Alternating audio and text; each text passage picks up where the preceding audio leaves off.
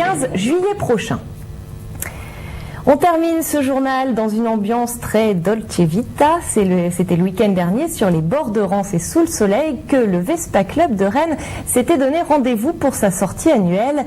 Et cette année, les scooteristes avaient rendez-vous avec les collectionneurs de Fiat 500. Un sujet signé Sandrine Fournier.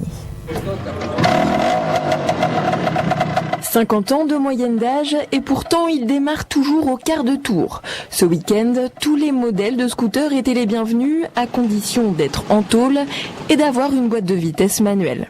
Bien entendu, tous les accessoires d'époque sont plus qu'appréciés. Un accessoire d'époque, un enjoliveur de descente de colonne de klaxon. Voilà, donc il y avait plusieurs moyens d'embellir un peu son scooter avec des belles pièces qu'on pouvait mettre sur les roues. Un peu comme le petit écrou là avec le beau logo Piaggio Vespa.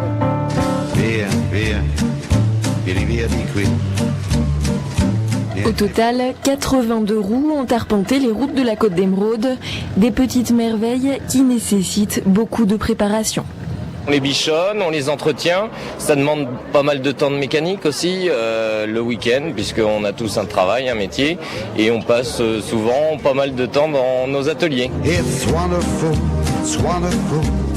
Cette année, pour la première fois, des Fiat 500 des années 60 se sont joints au cortège. Finalement, 2 ou 4 roues, peu importe.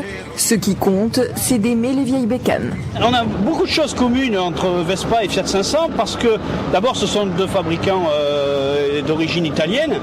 Et Vespa comme Fiat a remis un petit peu les Italiens sur la route des vacances. Mais pour prendre la route des vacances avec l'un de ces bijoux, il faudra prévoir un budget un peu plus large. Les premiers modèles sont estimés à 3 000 €.